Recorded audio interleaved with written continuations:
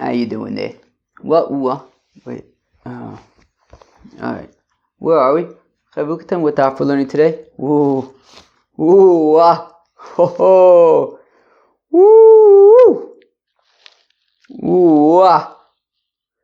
Alright. Okie dokie. Okie dokie. Alright. How you doing there? Welcome back to Babylon Talmud. Today we're studying daf Nun daf 50 of BavaMetzia. Friends. Yo friends. Today we are talking about ona'ah. Overcharging or even undercharging. Do I have a daf for you? My oh my, I don't know. Let's see how long it's going to be. I think it's going to be a long one. We're going to go from one Mishnah to the next. Oh boy.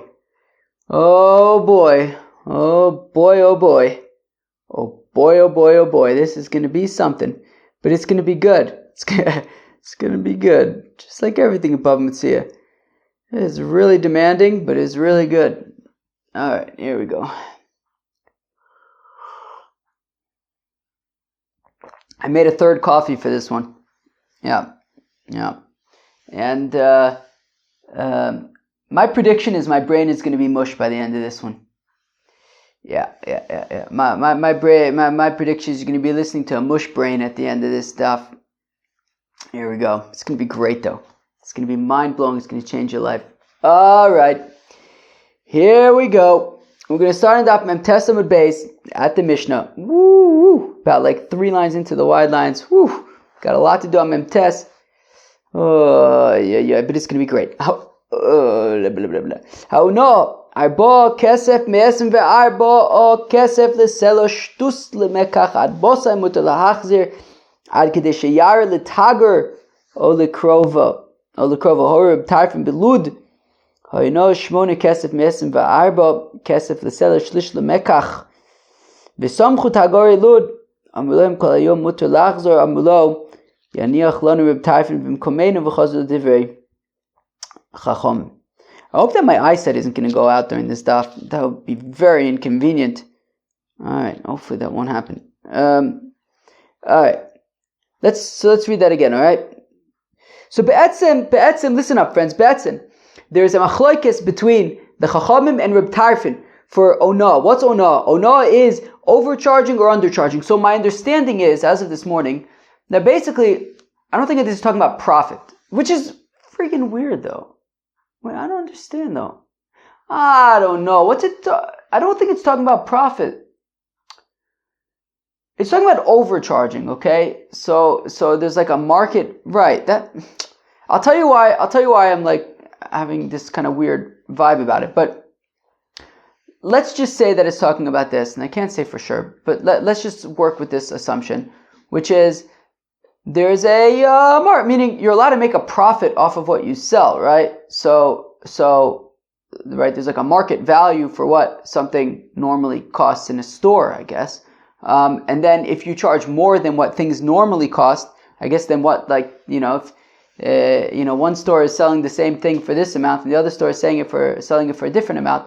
So basically if one of them is charging above the market rate, so that would be ona'ah. Alternatively, if somebody sells it for below the market rate, so the seller could be like, oh wait, 1 second, I sold it for too little, and that can also be ona'ah. So now the reason why I'm like a little, okay, 1 second. So there's machlokes in the Tanakh and Reb Tarfon about what percent, how much, at what point is it considered too much. So the Chacham say a sixth. Let's just talk about overcharging. I feel like it's the more common case. So if you overcharge by a sixth, that's ona'ah. That is right. Al tonu also. That's what the pasuk says, if I'm not mistaken, right? Don't do ona'ah. Don't overcharge. Reb Tarfon doubles it. Reb Tarfon says it's not ona'ah until it is a third. Okay.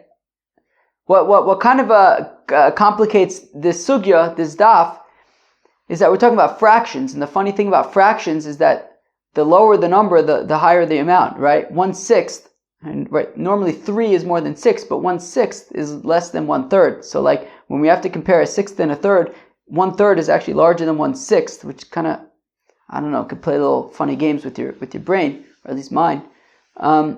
But anyways, what else can I tell you? Right, so the reason why I'm kind of like feeling weird about it, is it profit or is it market value, is because we saw the other day with Rav Yehuda that he was selling wine, and he basically, we said that he bought 48 measures of wine for, I think it was like 6 zuz or something, and then he sold 6 for a zuz, so basically his profit was the extra 12 measures, but 8 of them were get absorbed in like the barrel or whatever. So he basically had 4, and then they said, well, 4 out of 48 is 1/12, but really you're allowed to make up to a 1/6. So then it sounded like that was talking about profit, not sort of like, going above and beyond sort of the market rate. I don't know, but yeah. So I don't know, is it talking about profit? Is it talking about market rate? Let's assume that like you're allowed to kind of charge a profit, right? Okay. So maybe it's like relative to like what kind of the going rate would be for like retail, and then if you charge above that, then you could charge. Okay.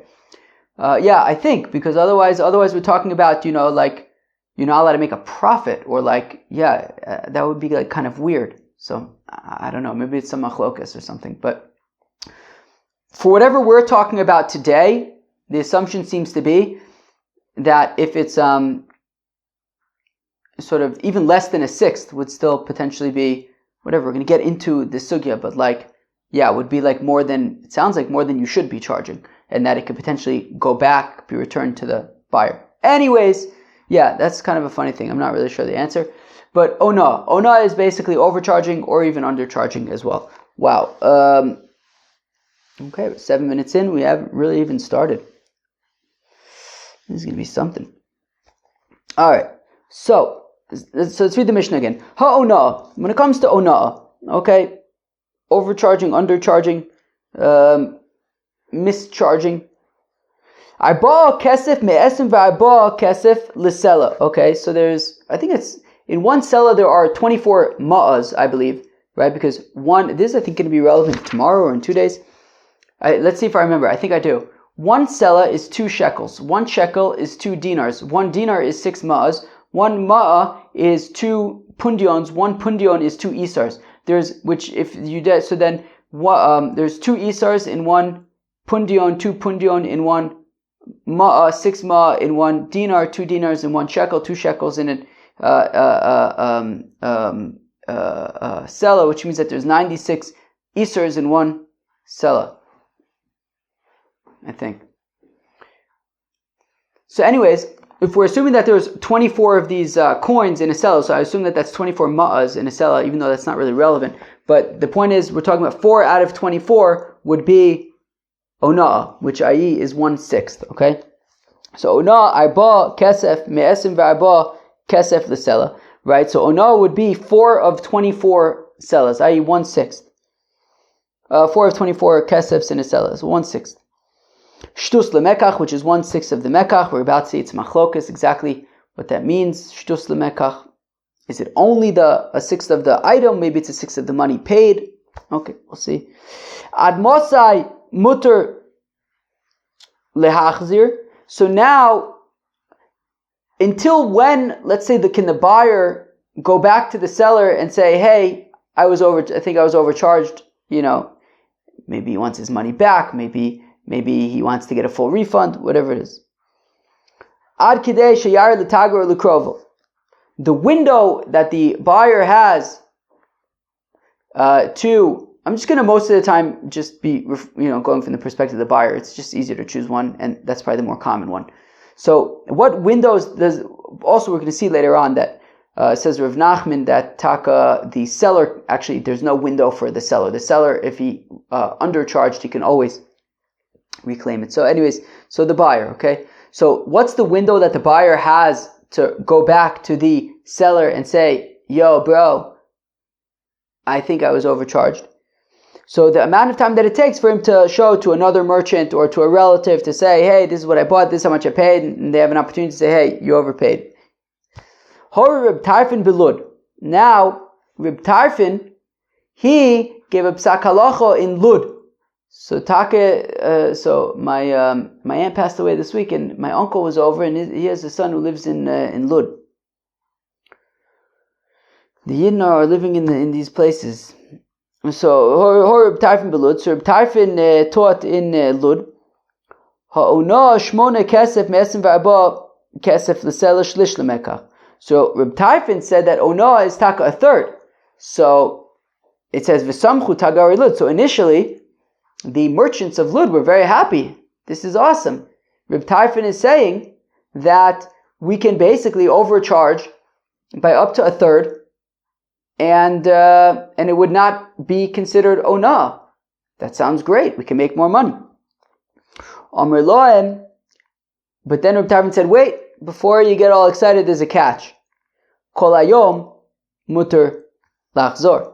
He said, but the buyer, the buyer has all day to make it right to get a refund. So meaning, whereas the Chachamim say you can only, it's ona already after a sixth, but the window that the buyer has to make his claim is smaller.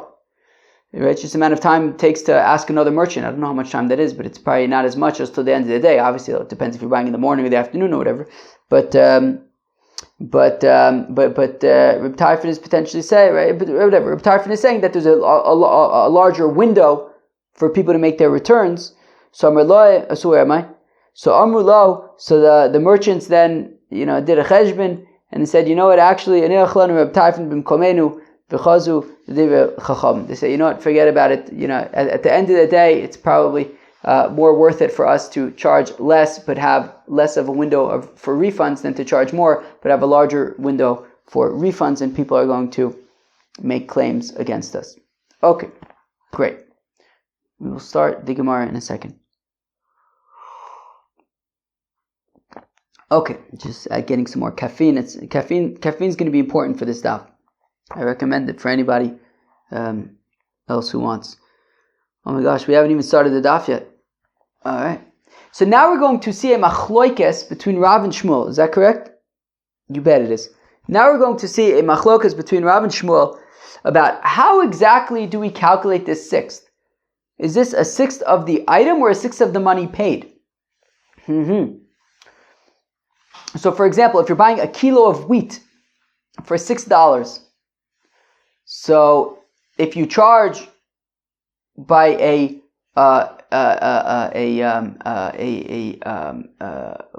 standard deviation of 1, i.e. if you charge $7 or $6, so that extra dollar or less than a dollar, that extra, or what's the opposite of extra? Missing? Dollar is 1/6 of the value of the kilo of wheat that you're selling. Okay? So if you charge $7 or $5, that standard deviation of 1 is 1/6 of the value of the wheat itself.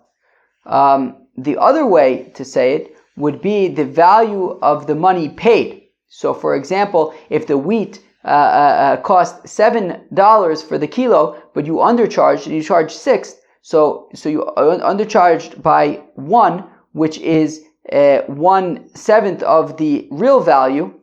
Okay, so that would be less than. So you undercharged by $1, which is 1/7 of the actual value, but 1/6 of the amount paid. Okay. Alternatively, if the wheat, a kilo of wheat is $5 for a kilo, but you charge 6, and you overcharge by $1. So again, that $1 is 1/6 of the amount paid, but a fifth, 20% of the actual value of the kilo, which was $5 for a kilo of wheat. So the question is, when we talk about a sixth, are we talking about a sixth of the actual value of the kilo of wheat, or are we talking about a sixth of the amount of money paid? Now, another thing I will mention is that when it comes to onah, there's basically three kind of phases, let's say, for onah. There's less than, so let's say we're talking about the chacham, so there's this, sort of constant of a sixth. There's this the sixth, right? This onah is a sixth. If it's less than a sixth, then it's mechula.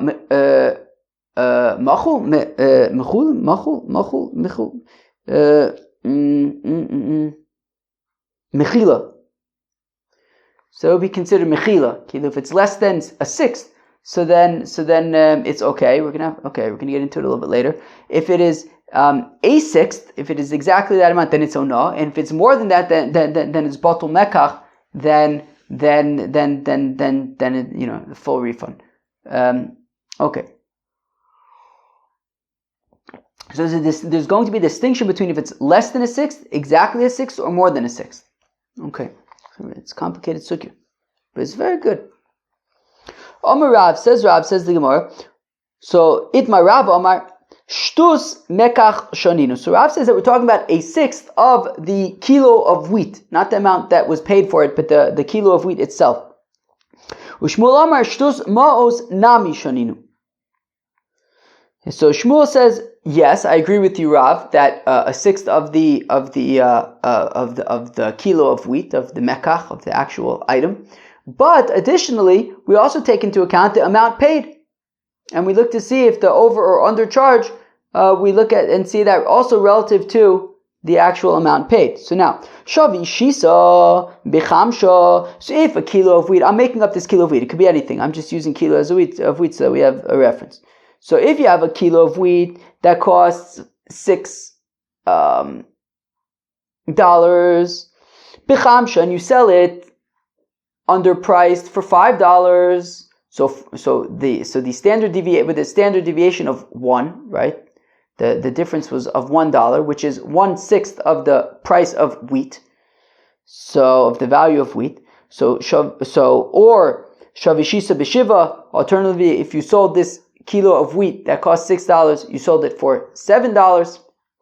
So also a standard deviation of 1, which is 1/6 of the value of wheat. So kuli alma lo plige de basumekach azlinon v'ona havya. So both Rav and Shmuel would agree that the standard deviation of 1 relative to the value of the wheat, i.e. 1/6, that would be no. Everybody agrees. Ki plige. Where Rav and Shmuel disagree is shavi chamsha bishisa.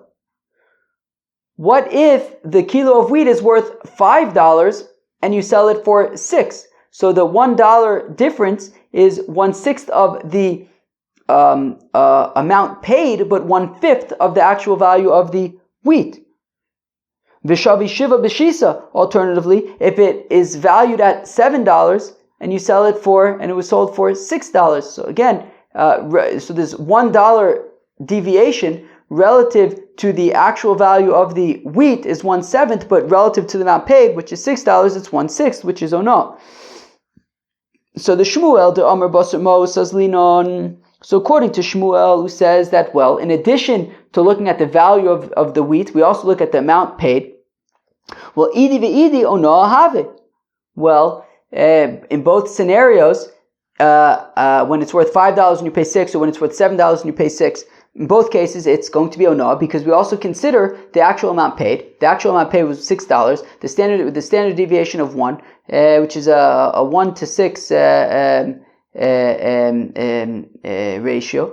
So there's onah of 1/6, and it's going to be onah. But l'Rav de Amar Basar Mekach Hazlinon.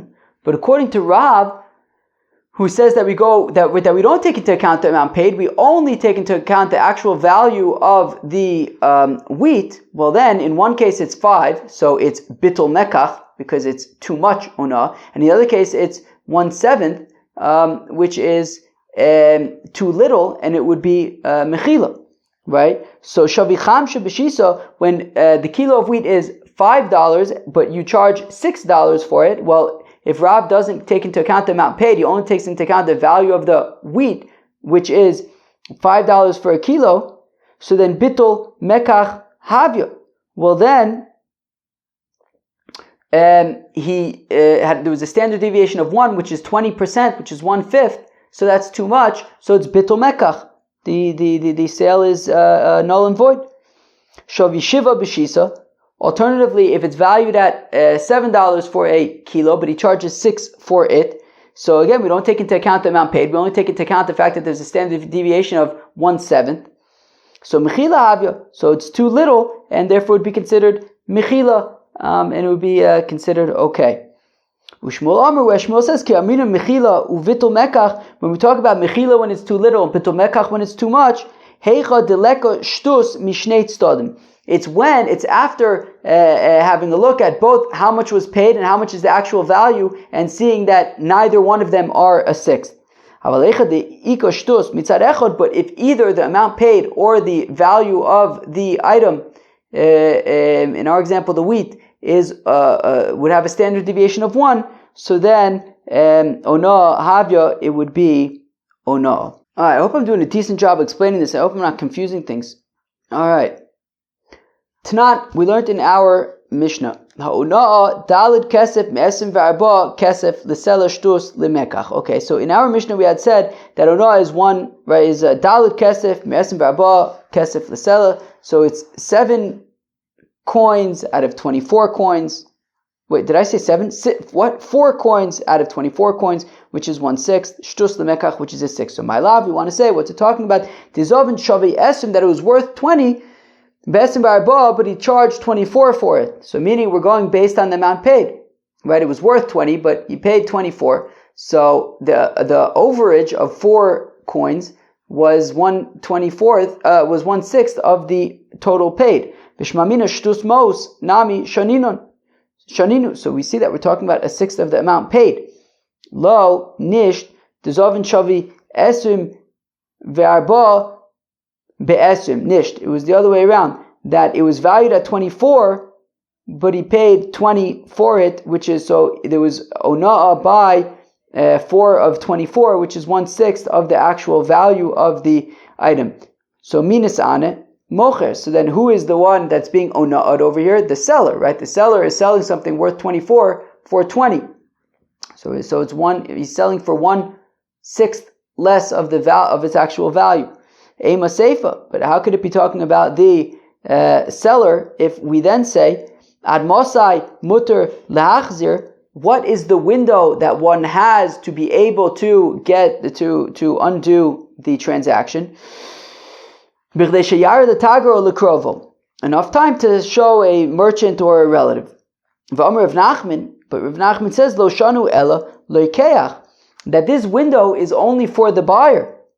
Aval mocher la'olam choser, but the seller can always undo the transaction. The seller can always undo the transaction. There's no window over there. So from the fact that there is a window, must mean that we're talking about the buyer.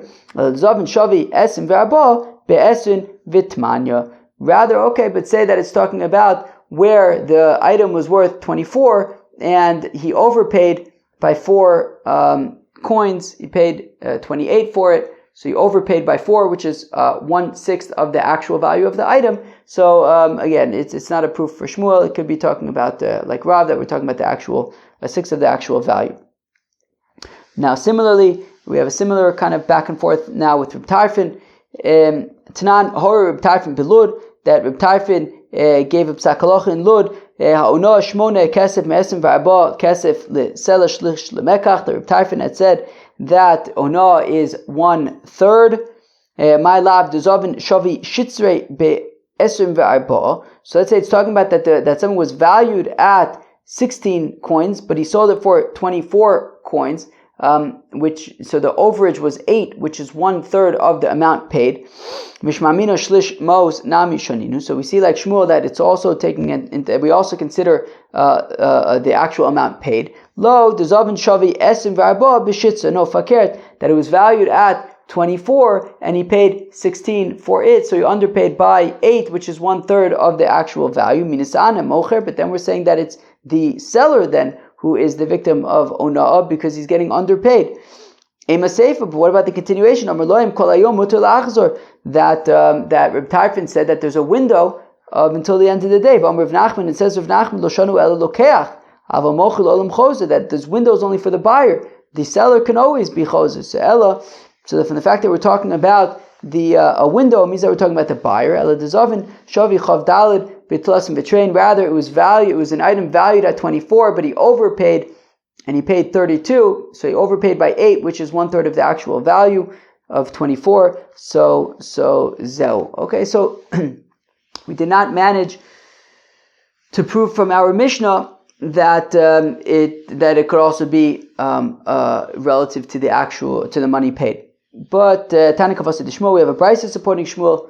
Mishahutol olav yodal halyona. Whoever got ona'ad has the upper hand, has more leverage.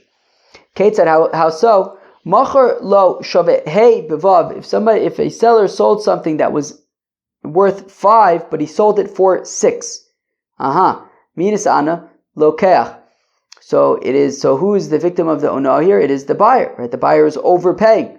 Yad lokeach al elyona. So the buyer has kind of the more leverage in the negotiations. Ratza omer tein li ma osai o tein li ma she'oni sani. And therefore the buyer could say, right, the buyer has more leverage. He could say, look, I overpaid, and the buyer has the choice. He can either say, give me a full refund, give me back my money, or at least give me back the extra $1. Right, it was worth $5. You charged me $6 for it, so at least give me back that extra $1, but the transaction will remain. Which again gets back to the question of, like, are we talking about profit?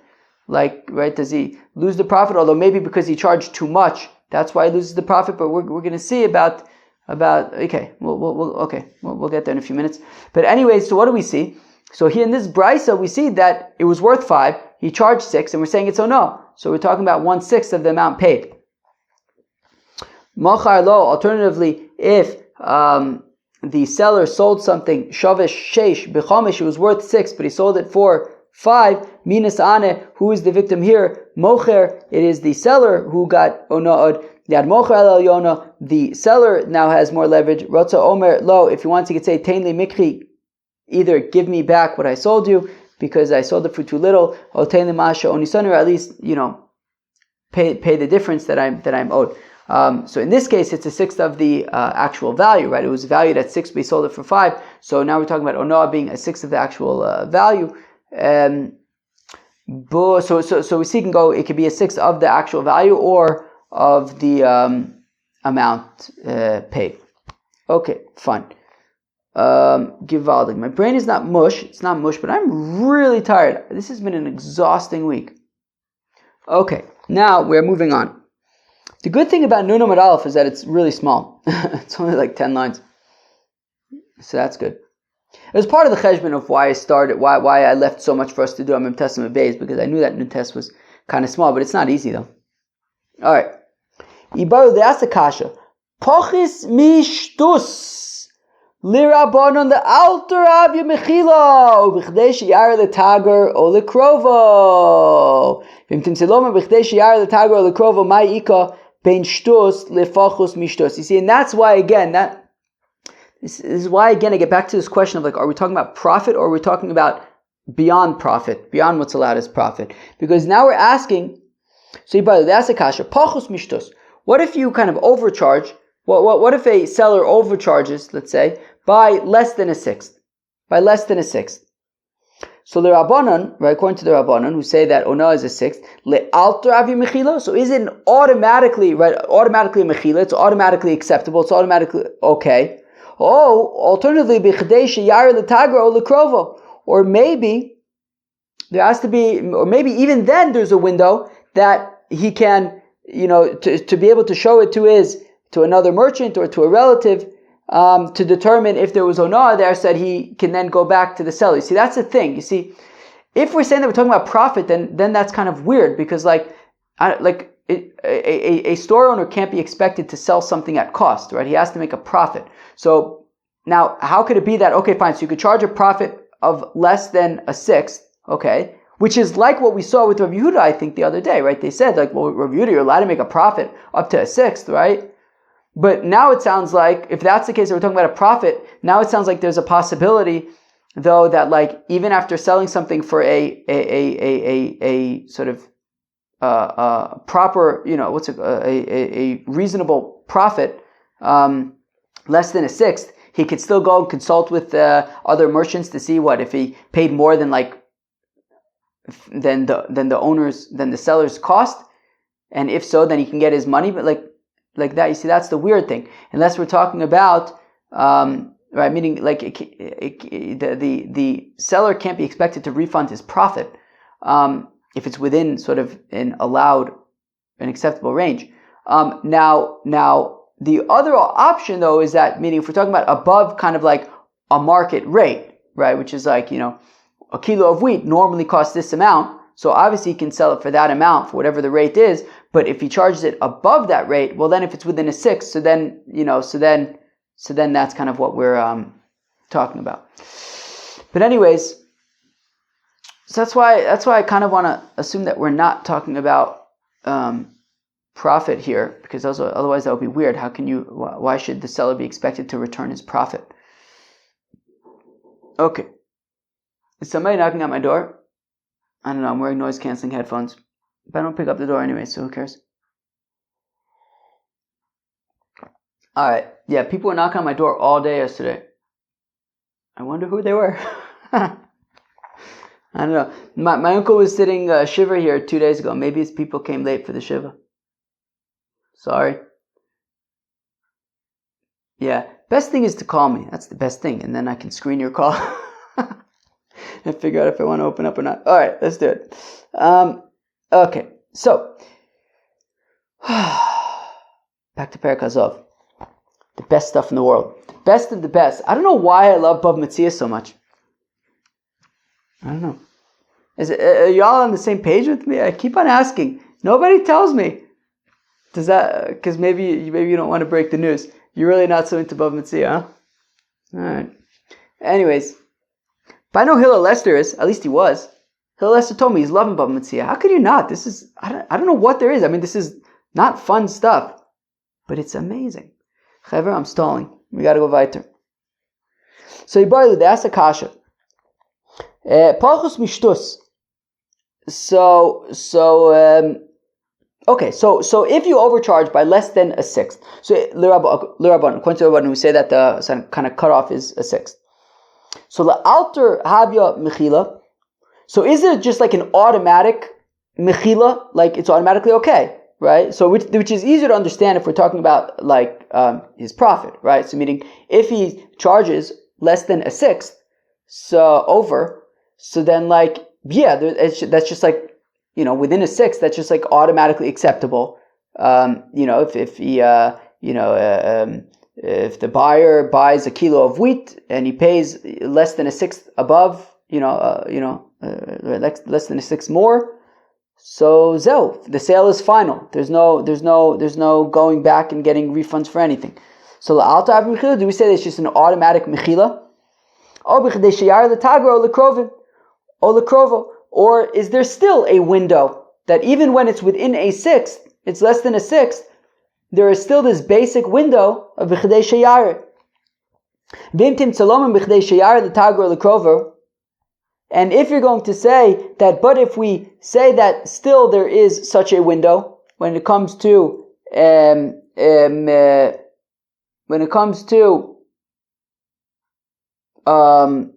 what am I saying? If we're saying that there is still a window when it comes to less than a sixth, well then ma'ika bein shtus lefachos mishtus. Well then what's the difference between if it's a sixth or if it's less than a sixth? It sounds like in both cases there's a window to be able to make some kind of a claim against the seller.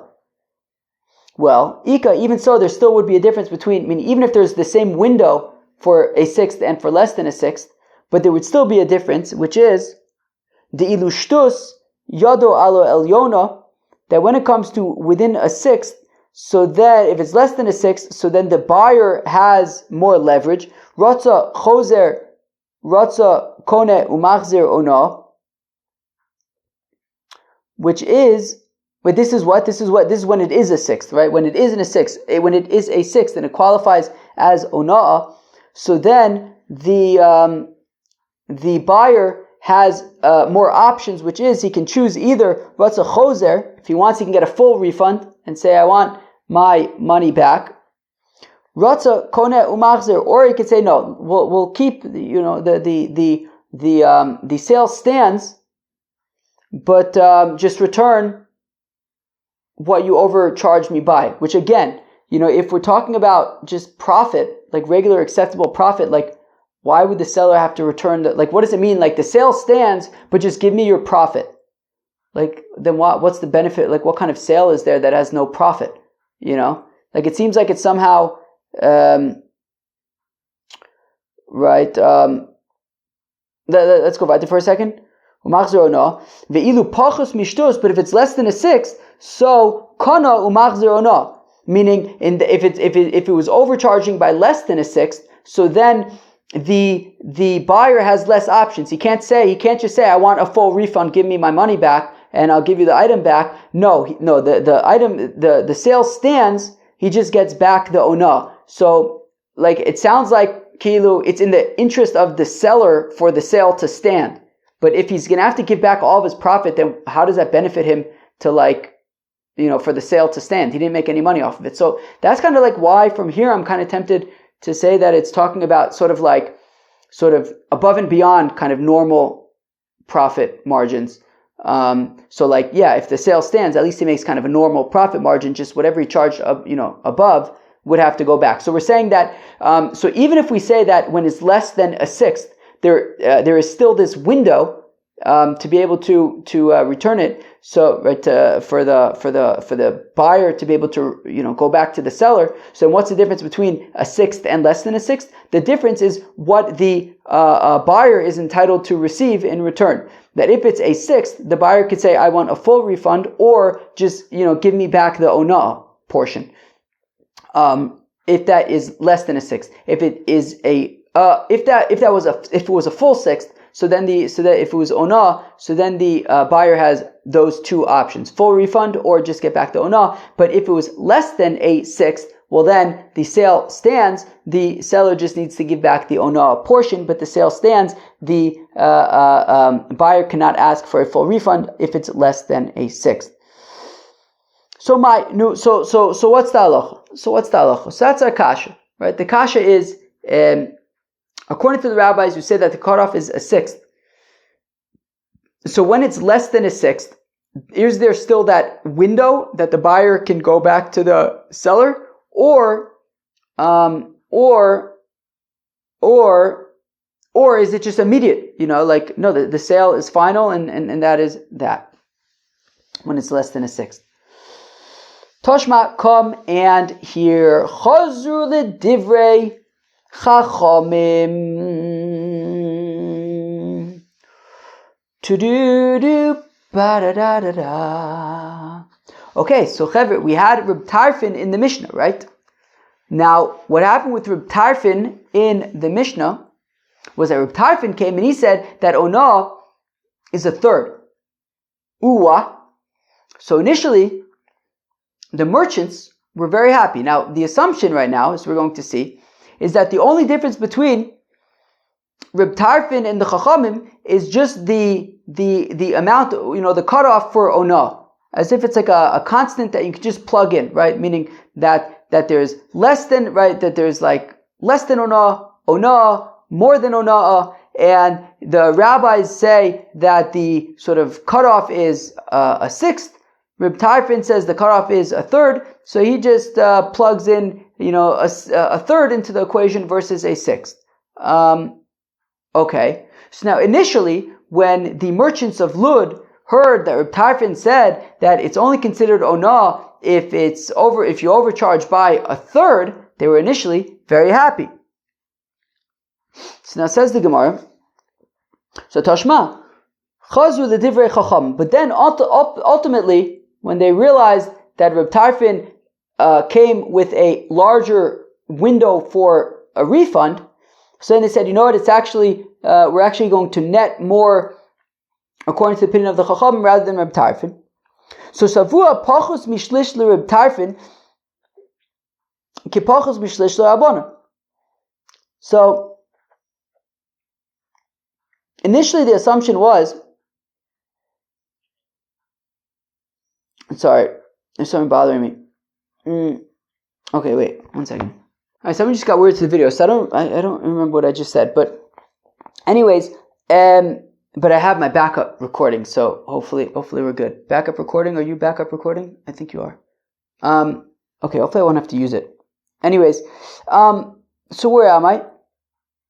So like I was saying before, that initially we assume that it's just like the Rabbanan Reb Tarfon just plug different numbers into the equation, right? That the Rabbanan plug a sixth into the equation, Reb Tarfon plugs a third into the equation, right? So where am I? So Savua Pachus Mishlish Reb Tarfon, that the way that Reb Tarfon treats less than a third, Kipachus Mishtus Rabbanan, is the same way that the rabbis would treat less than a sixth. Again, just plugging different constants into the equation.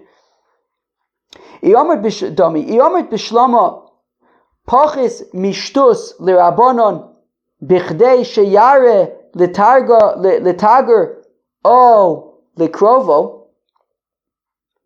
So I understand the machlokes. So I understand if there is a window for less than a sixth, because again we're assuming that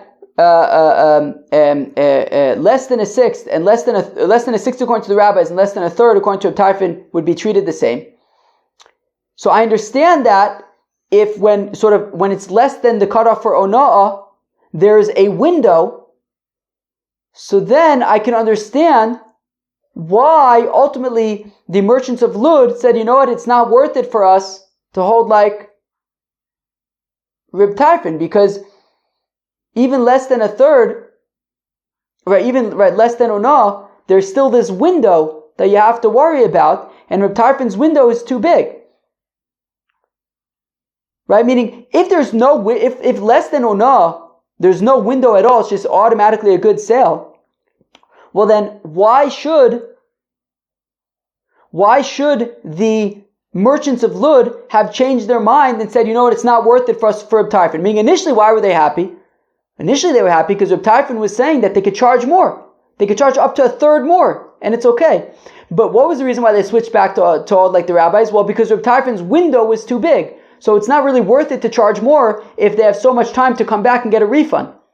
But if you say that so long as it's less than ona'ah, then the sale is effective immediately, well then, why should they care about the window?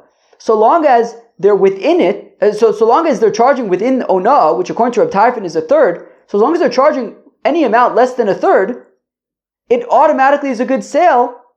They should be delighted. Why should they say, no, it's not worth it for us? What do you mean? They can charge twice as much. They can make twice as much profit as they can with the rabbis.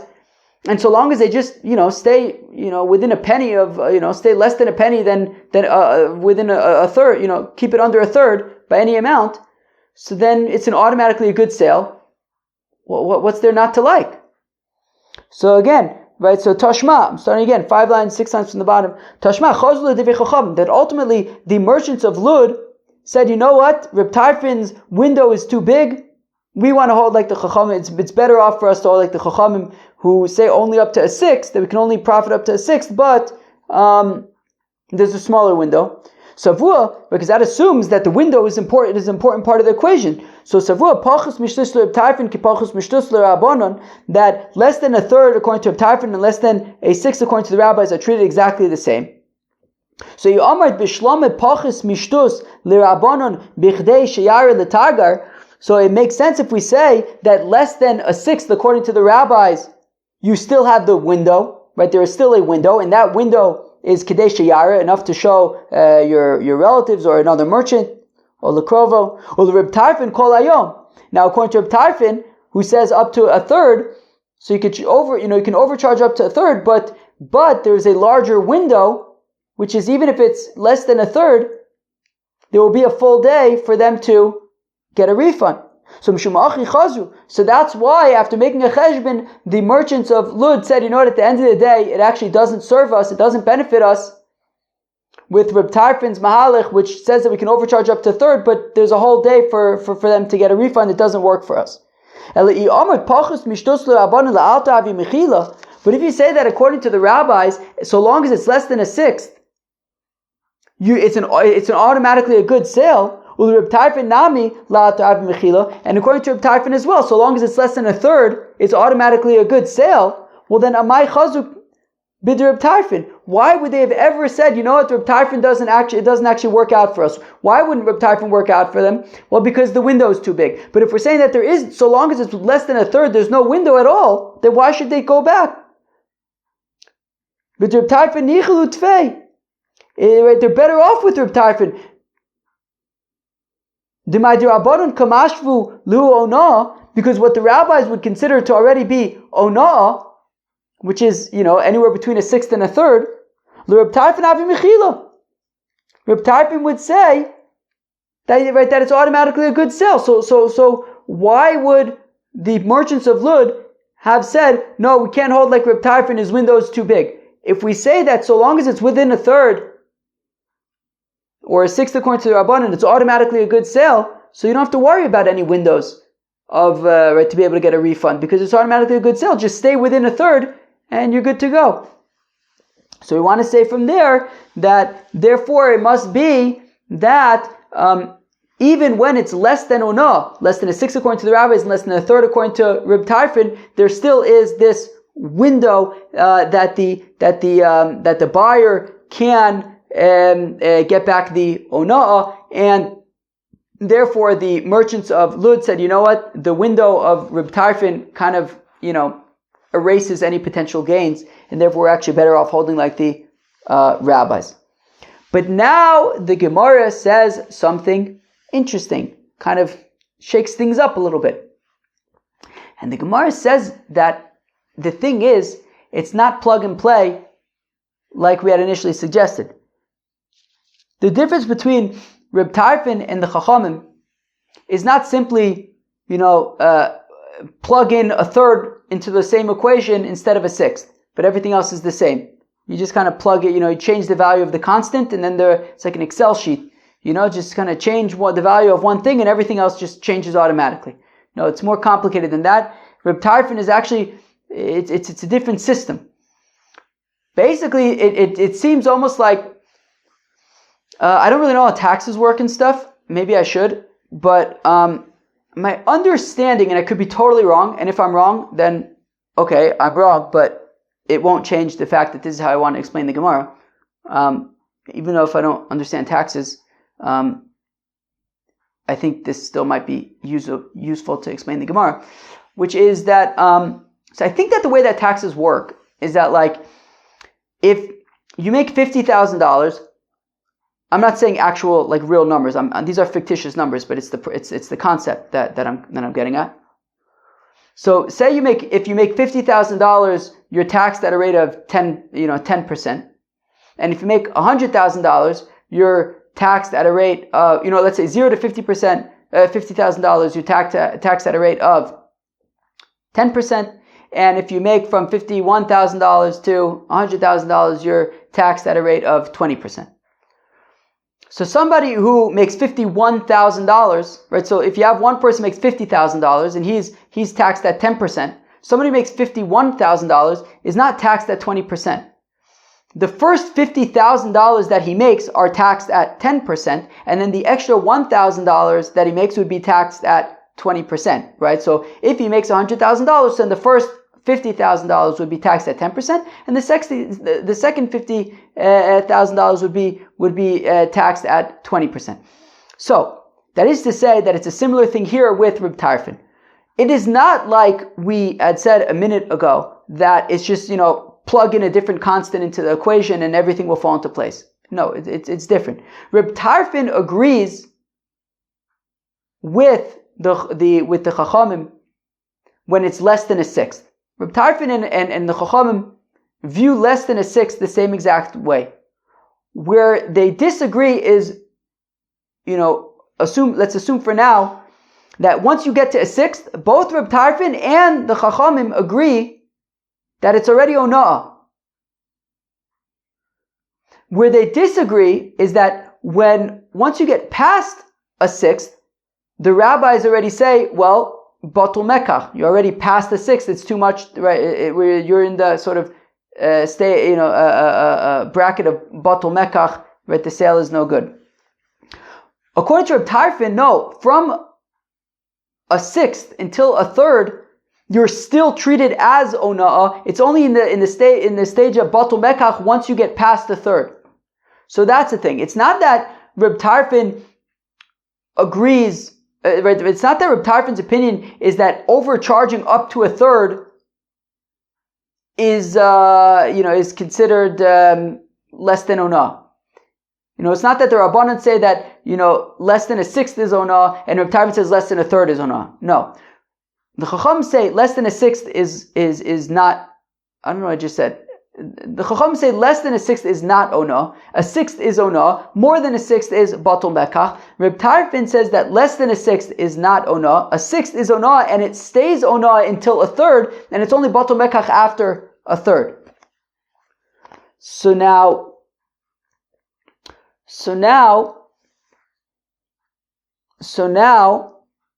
where am I? So misavar pochis mishlish l'Reb Tarfon. I don't know, maybe that analogy wasn't exactly the same, but the point that I was getting at is that there's according to Reb Tarfon, there's stages, is the point that I'm making. There's levels, right? There's less than a sixth is no ona'ah, from a sixth until a third is ona'ah, and then from a third and on, it is batul mekach. So misavar, fourth line of the Gemara, misavar pachus mishlish l'Reb Tarfon ki pachus mishtus l'Rabbanan. So our whole argument up until now was under the assumption that up until a third, the entirety of up until a third, according to all the overcharging until a third, according to Reb Tarfon, is equal to the overcharging up to a sixth, according to the Rabbanan. And therefore we said that if the sale is automatically approved, so then I don't understand what the problem that the merchants of Lud had. It seems like a great, if it was automatically approved, then it would. I don't understand what issue the merchants of Lud would have, because Reb Tarfon is saying that they could overcharge up to a third and it's automatically approved. So therefore we had to say that in order for them to have an issue, it must be that there's this window that applies for less than a sixth according to the rabbis, or less than a third according to Reb Tarfon, and that window was too big for the merchants of Lud, and therefore they went back to hold like the Chachamim. But, however, we could say no.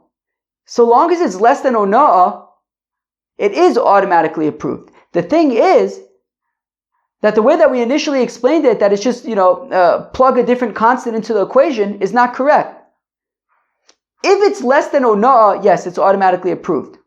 But the thing is that Reb Tarfon agrees with the Chachamim with what's considered less than ona'ah. What's considered less than ona'ah is a sixth.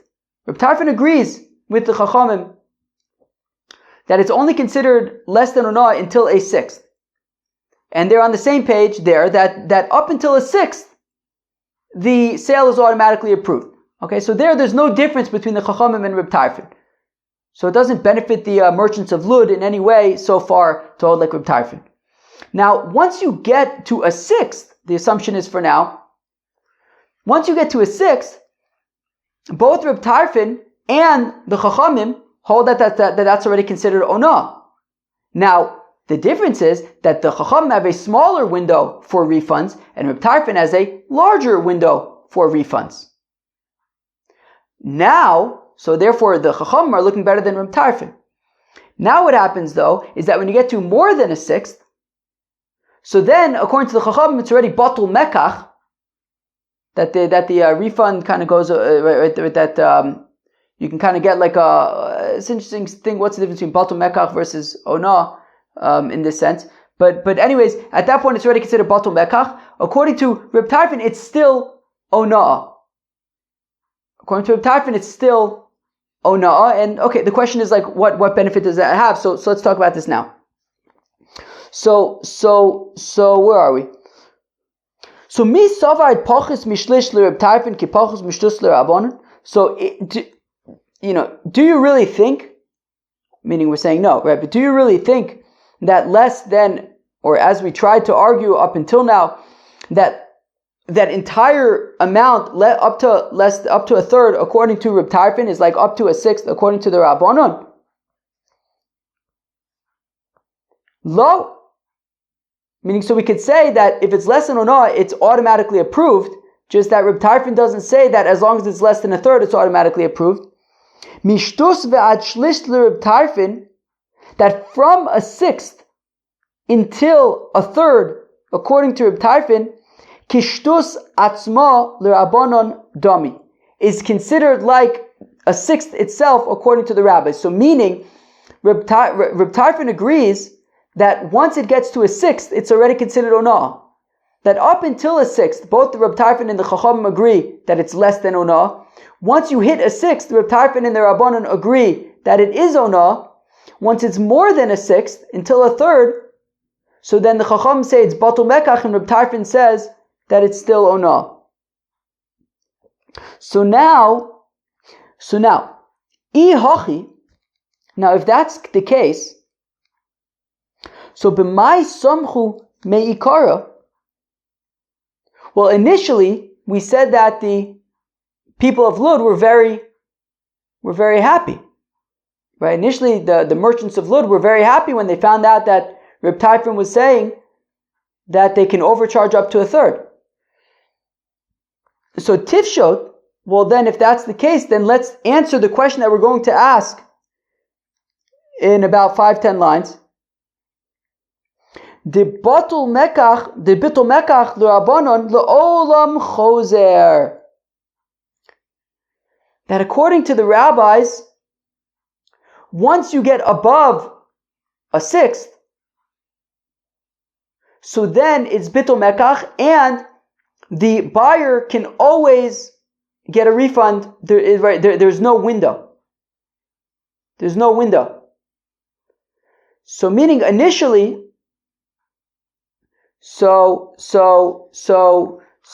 initially Reb Tarfon has said to them that up until a third is considered onah, right? So meaning, what happened was, the rabbis had said that up to a sixth would be considered less than onah, and the sale would automatically be approved, and Reb Tarfon said the same thing. Okay? Now, when it comes to a sixth, so then it's already considered onah, according to Reb Tarfon and the Chacham. Now, at this point, right, we're saying that the merchants were happy. They hadn't yet learned out that Reb Tarfon actually has a bigger window yet. That came later, and then they said we want to hold like the Rabbanon, right? But initially, Reb Tarfon came and said, look, less than a sixth, I agree with the rabbis that it's not onah, and the transaction is immediately approved. Once you hit a sixth, I agree with the rabbis that it's considered onah. Where we disagree is that the rabbis say that when it's more than a sixth, then it's already batul mekach, which means, and that lasts forever. The window is gone. The window is only for onah. So once it's past onah and it's batul mekach, so then the buyer can come back whenever he wants and get a refund. Even after a while, he can get a refund. And Reb Tarfon comes and he says, I say that up until a third, it's still considered onah, which means that there is still just a window, and they didn't know that his window was bigger yet, so they assumed, wow, up until a third, we could charge up until a third, and there's only a small window of ad sheyareh for them to get a refund, and then we're good. So they were initially very happy, right? So again, so let's read it inside. So ihachi, if that's the case, b'mai samchu me'ikara, so they were initially very happy when they heard that Reb Tarfon said that up to a third, it remains, from a sixth until a third, it's considered onah. Because tivsho bitul mekach l'Rabbanon, so let's assume therefore that according to the rabbis, when it hits the stage of bitul mekach, that when it hits the stage of bitul, I keep on because it's Friday, so Iran's threatening like a big attack over here. So I have my noise canceling headphones. So I keep on wondering what would happen if like my house exploded right now. So I'm just like, wait, I keep on getting confused. But anyways, where were we? Also, remember I had said that like I was pretty sure that by the end of today's daf my brain would be mush. It's already getting mushy. So Yachi b'may samchu meikara. So they were initially happy. So tisha the bitul mekach le'abon le'olam choser. So let's say that according to the rabbis, bitul mekach le'olam choser, which means that according to the rabbis, once it's more than a sixth, so then that's the stage of bitul mekach, and the buyer would always be able to come back and get a refund.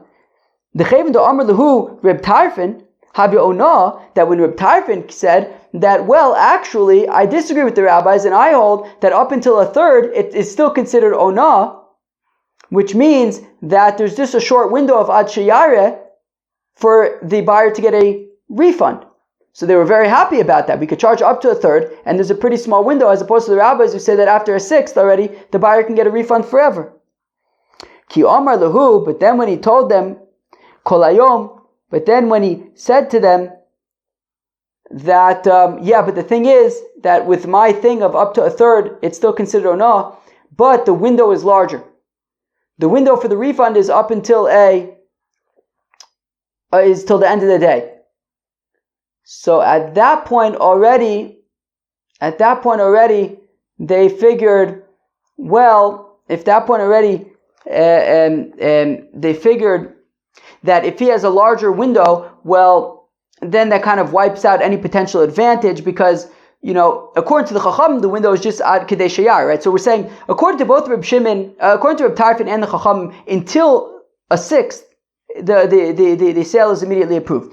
When you get to Ona, when you get to 6, the rabbis have a smaller window of Ad Sheyareh, and Reb Tarfon has a larger window of until the end of the day. And then once you get past a 6, from a 6 to a third, so then the rabbis say Batul Mekach, and the buyer can always get a refund. Reb Tarfon says that it still remains Ona, but they have until the end of the day to get their refund, and as far as they're concerned, once already you're giving them so much time to get a refund, when are people going to get a refund? They're going to get a refund right away, right? You're not going to come back 4 years later and remember that you're going to get a refund for what you bought. You're probably going to go and get that refund that day, right? So therefore, as far as they're concerned, the kind of the Yotze Schar B'Hefsedo Kilu, sure, it remains ona until from a 6 to a third, but the window is so big that it's not really that much different than the buyer being able to come back whenever he wants and get his refund. And when it's the actual price of ona, so then the Chacham actually have a shorter window. So we're happy to just kind of go with them. And then they said that we'll just go with them, right? So with the Chacham. So if we say that according to the Chachamim, so to answer this question of, according to the Chacham, once you get to the Batel Mekach phase, when it's more than a sixth, so then it's Batel Mekach, and the question is, can the buyer get a refund forever, or is there still that same window? So let's assume that there is that the buyer can get it forever, and that's why the merchants of Lud were initially happy because they figured that Reb Tarfon was saying that no, the window, which they assumed was a window of Ad Sheyareh, was being extended till a third. So that's why they're initially happy, as opposed to the rabbis who said that after a sixth already, the buyer can get a refund forever. So samchu, but then Kiyamar Lahu, then when he said to them Kol Hayom, that the window is all day, Chazu, they said that actually we'd rather hold like the rabbis. The bitul mekach l'rabonon bichdei sheyare l'tagar or l'krovo, because if it enters your mind that according to the rabbis, even when it's bitul mekach, it's only until the end of the it's only during that window.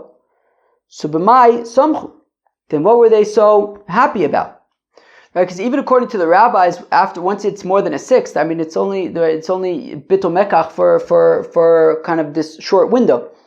So the Gemara answers, samchu b'shtus Atzma, they were initially happy about the sixth itself, the Reb Tarfon Mechila, the Rabbanon Onah, that actually, unlike we were saying up until now, we want to say now that, which I think we then go back on, but we're going to go back on, I think, but, actually, we were saying up until now that up until a sixth, both Reb Tarfon and the Chacham say that the sale is immediately approved. Okay, fine.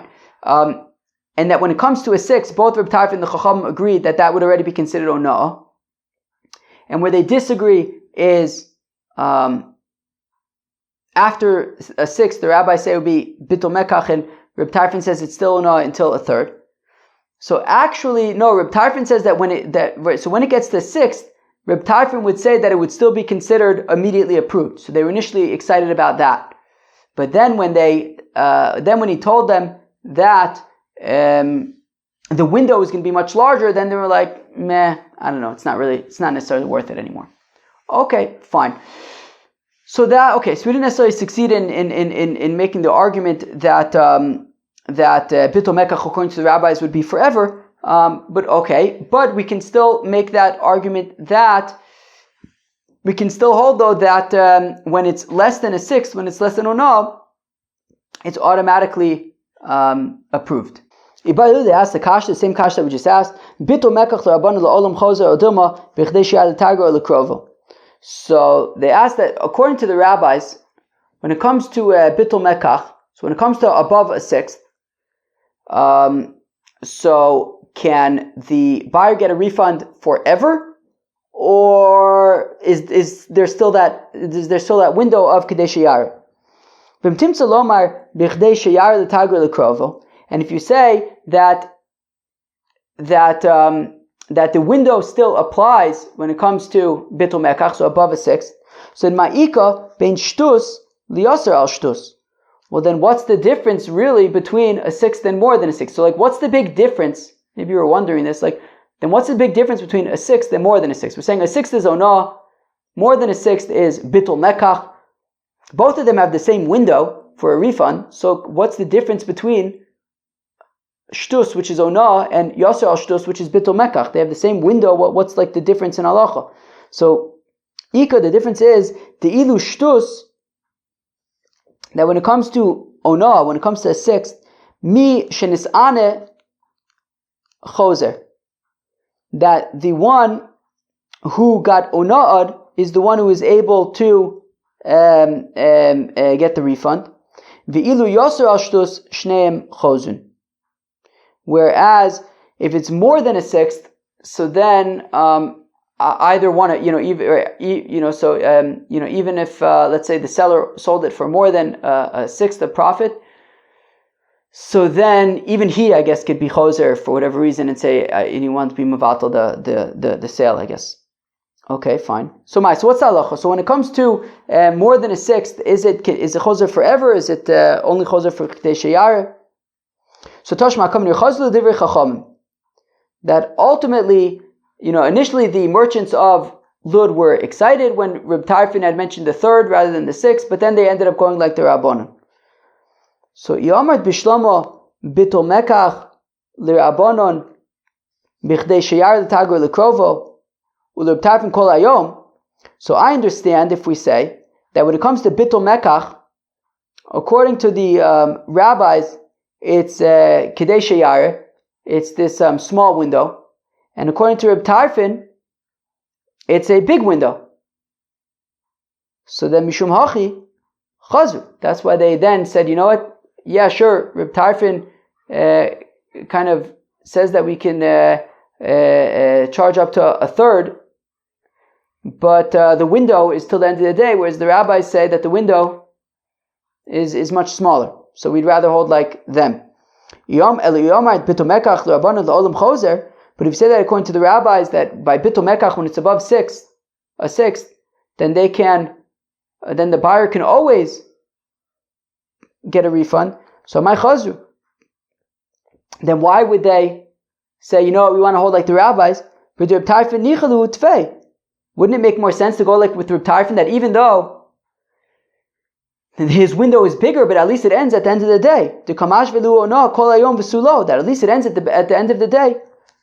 Yeah, but the thing is, apparently charging more than a sixth wasn't that common. It was uncommon for them to charge more than a sixth. So kind of the added benefit of more than a sixth of Reb Tarfon saying until the end of the day, and the Chacham, as opposed to Chacham who said that the buyer could always be choser, wasn't really such a big benefit, because most people aren't charging more than a sixth, and therefore the smaller window that the rabbis offer for a sixth itself is more beneficial to them.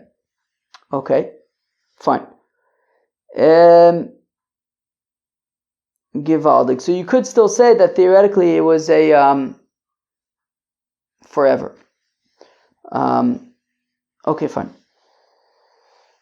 Amar Rav says Rabbi Hilchsa, this is the halacha. Pachus mishtus. When it's less than a sixth, nikne mekach, the purchase is automatically approved. Yoser al shtus. When it's more than a sixth, batul mekach. Right. So then the purchase is batul shtus. Kano machzir no. So when it comes to a sixth, when it comes to a sixth, so the kinyan is valid, but the seller would have to return the overpayment. And both by ona and more than ona, there's a window of the amount of time that it would take to show it to another merchant or a relative. Tani kavasi de Rava, we have a brisa supporting Rava. Ona pachos mishtus nikna mekach. That when it comes to ona less than a sixth, so it is the purchase is automatically approved. Yoser al shtus. If it is right, so that's if it's less than a sixth. If it's more than a sixth, batul mekach, then the purchase is batul shtus. If it's a sixth, if it's ona, kana umachzir ona, so then the kinyan is valid, but you just the seller would have to return the ona. Div Reb Nosson, that's Reb Nosson's opinion. Reb Yehuda Anasi Omer says Reb Yehuda Yad Mocher al Elyona, the seller has more leverage. Rotze Omer Lo, if he wants, he could say to the buyer, Tein li mikri, give me back what you purchased from me. I assume he's talking about where he undercharged the buyer. Oh, Tein li mashi nisani, or at least give me the difference to make up for that which I undercharged you. And the window there as well would be whether it's would be up to the amount of time that it takes to show a merchant or a relative. Wow. All right. Okay. So when can you right? So what's the window for returning ona? So we said the amount of time it takes to show another merchant or a relative. Omar of Nachman says of Nachman lo shanu ela lokeach. That window is specifically for a buyer of al mocher, but a seller la'olam choser can always be choser. The seller can always say, wait, I sold it for too cheap. Let's say that the following supports Rav Nachman, that the merchants of Lud ultimately went back to all like the rabbis. So we want to say that that by the merchants of Lud saying, hey, we'd rather hold like the Chachamim, this must be a proof for Rav Nachman, this must be supporting Rav Nachman, that they can always anyways get so in terms of when they sell for too low, they can always get a refund.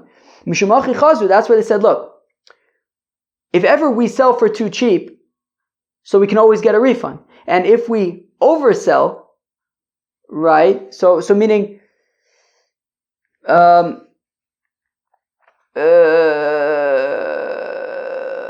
wow, my brain is kind of shtickle mush. But meaning, if Reb Tarfon, the Gemara is going to say this, but if Reb Tarfon's window is two-way, right, which means that when they oversell, so then the buyer has a larger window to return. But then again, if they undersell, if they sell for too cheap, they also have a larger window to kind of get their money back. So if that's the case, then why would they go back to hold like the Rabbanan? I mean, meaning, yeah, sure, maybe when they sell something for too much, there's a bigger window for a refund from them.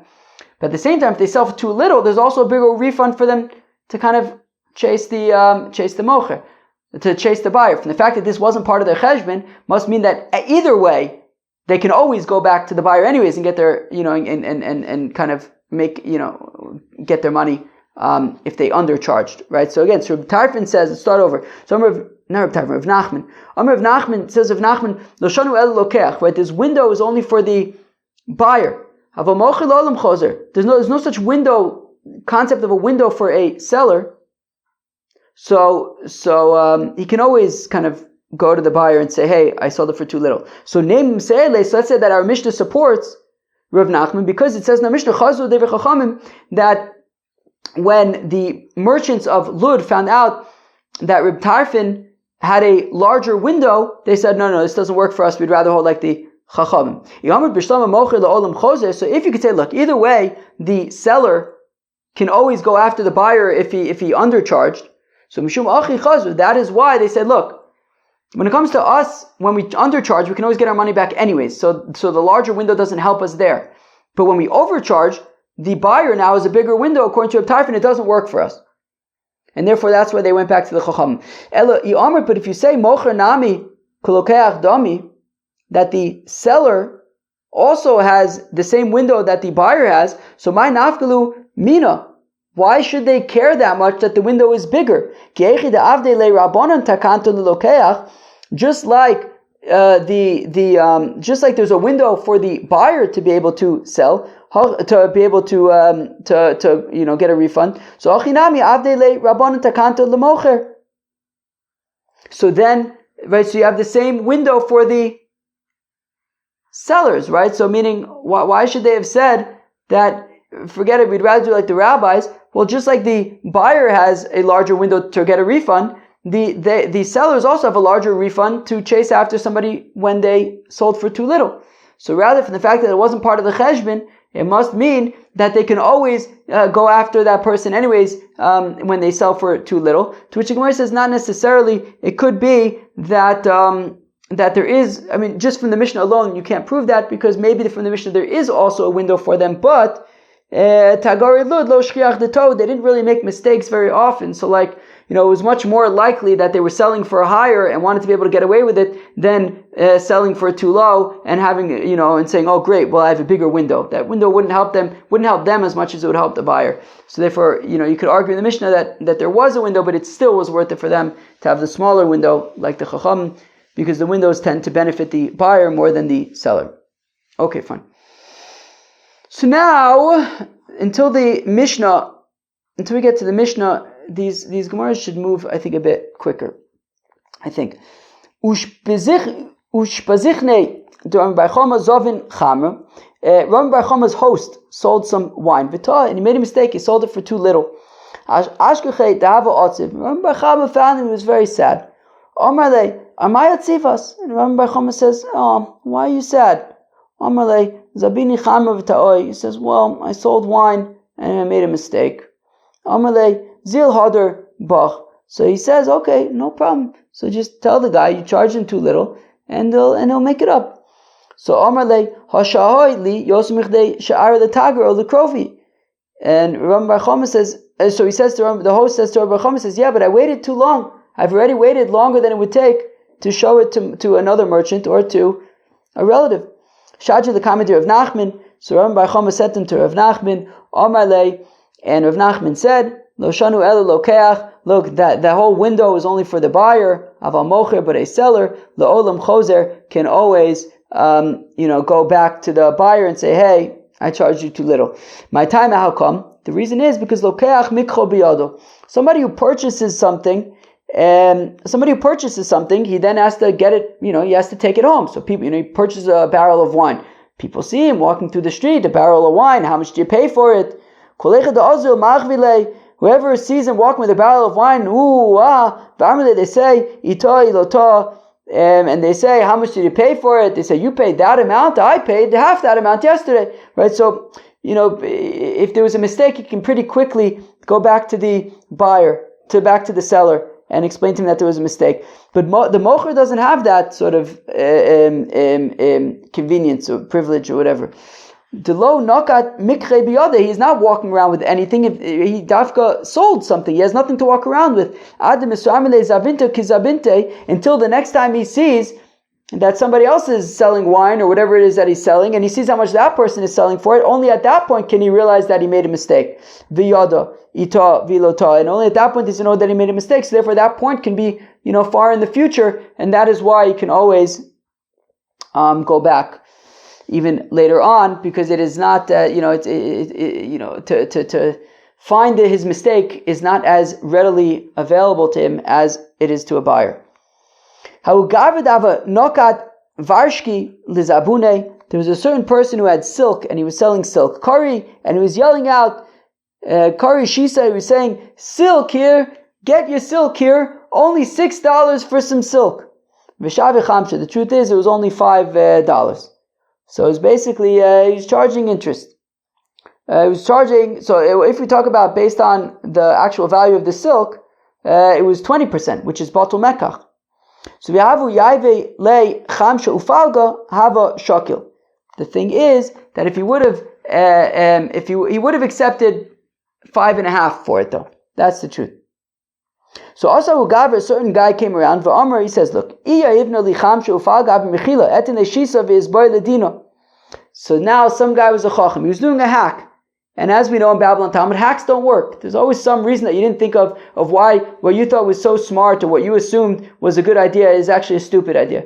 So this guy said, look, this person is selling varshki, he's selling silk for $6. I know that it's only worth $5. I also know that he would technically accept $5.5. The thing is, if I give him $5.5, well then it's less than ona, and it would automatically be approved as a sale. Then I wouldn't be able to get any money back. But if I pay him the full $6, then I could take him to Bezdin and say, hey, look, the silk is only worth $5. You charged me ona, meaning it's batul mekach, and therefore, I want to get back the ono. Although I guess technically, even if we're talking about 1/6 of the value, right, still he would at least be able to get back the ona of it, right? Right, still, right. So I guess whether it's, right, because we had said that even if it's actual ona, still you'd be able to, the sale would be good, but you'd get back the ona. So he figured, look, if I pay 5.5, well then I'm going to lose the extra $0.50. But if I pay 6, I can get back that $1. So also the Kami de Ravi comes for Rava Amalei, and Rava says, Lo shanu ela belokeach min atagar. No, when it comes to ona, that's when you're buying for a merchant. Ava belokeach mi balabayis ein lo olav ona. However, when you purchase something from something homemade, a craft from like a craft, so then and then they could charge it based on sentimental value or whatever it is, and it can even be more. So, sorry dude, your hack didn't work, you have to pay the full $6. In a similar maise, a person was selling bracelets or earrings. He was selling,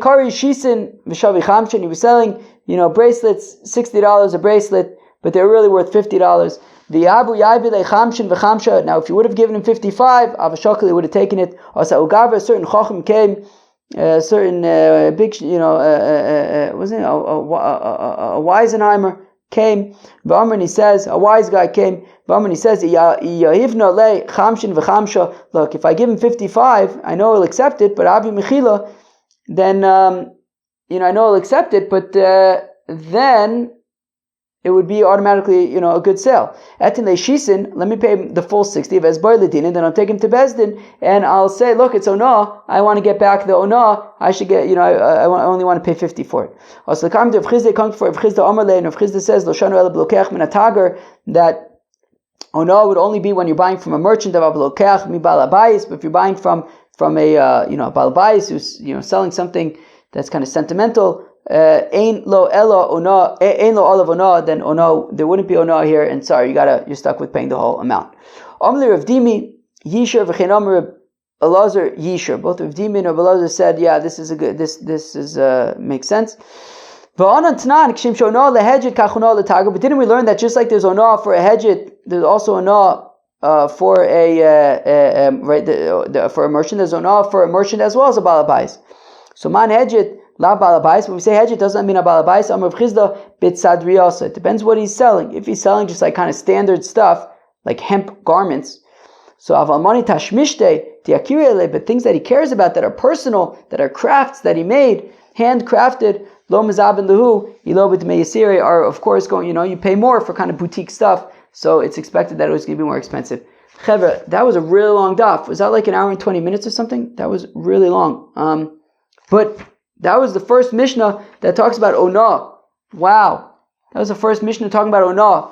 Shnaikis, we saw the machlok. I'm not going to go into everything, but we saw the machloks between Reb Tarfon and the Chacham. The Chacham say that onah is a sixth. Reb Tarfon says it's a third. We had different mahalchim of, then we saw machlokas Rav and Shmuel. Are we talking about a third of the item? Are we talking about a third of the amount paid? Rav says it's a third of the mekach. Shmuel says a third even of the most of the amount paid. We then saw a machlokas about how to understand. First of all, how to understand when it's less than a sixth. Is it automatically approved, or maybe there's still this window that the Chacham have a window of until you show another merchant or a relative. Reb Tarfon says it's a window till the end of the day.